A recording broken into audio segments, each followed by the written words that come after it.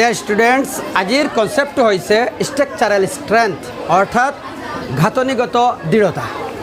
ষ্ট্ৰাকচাৰে কেনেদৰে ষ্ট্ৰেংথ বঢ়ায় এই বস্তুখিনি আজি আমি প্ৰেক্টিকেলি চাম। আৰু ইউ ৰেডি? অ'কে, সেই হিচাপে চোৱা, দুটুকুৰা ইটা আনিছোঁ আৰু এখন ডাৰ্ট পেপাৰ আছে। এইবাৰ এই ডাৰ্ট পেপাৰখন যদি মই দুই টুকুৰা ইটাৰ ওপৰত এনেদৰে ৰাখি এই মোবাইলটো যদি ওপৰত ৰাখি দিওঁ, তেনেহ'লে এই পেপাৰখনে মোবাইলটোৰ ৱেইটটো বেয়াৰ কৰিব পাৰিবনে? এইটো আমি প্ৰেক্টিকেলি প্ৰুফ কৰিম। চোৱা, পৰি গৈছে। কিয় পৰি গৈছে? ডিউ টু গ্ৰেভিটি, যিহেতু মোবাইলটোৰ কি আছে, মাছ আছে। অ'কে, এইবাৰ যদি আমি এই পেপাৰখনত, এই ডাৰ্ট পেপাৰখনত যদি এটা শ্বেপ দি দিওঁ, এটা ষ্ট্ৰেংথ দিবলৈ যদি এটা শ্বেপ দি দিওঁ, তেনেহ'লে কি হয় অলপ চোৱা। শ্বেপটো মই দিছোঁ, চোৱা, শ্বেপটো মই এনেদৰে ভাঁজ কৰি শ্বেপটো দিছোঁ।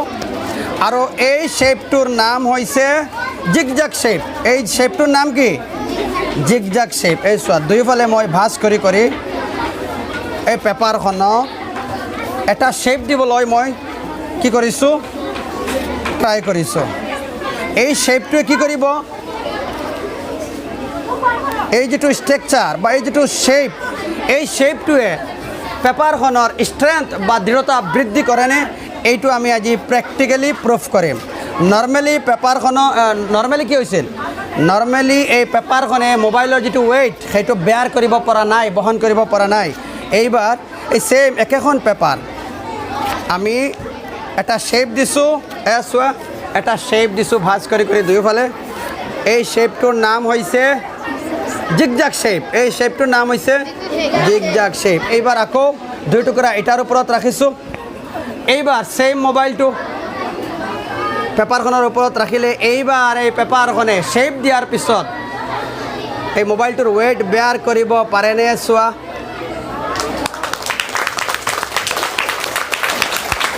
Okay, thank U.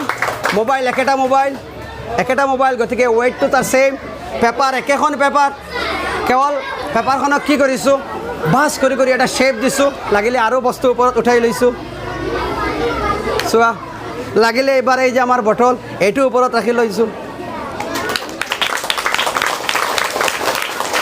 এইবাৰ বুজি পাইছানে আমাৰ ঘৰত লগোৱা টিন পাতবোৰ কিয় এনেকুৱা শ্বেপ দিয়া থাকে? বুজি পাইছানে?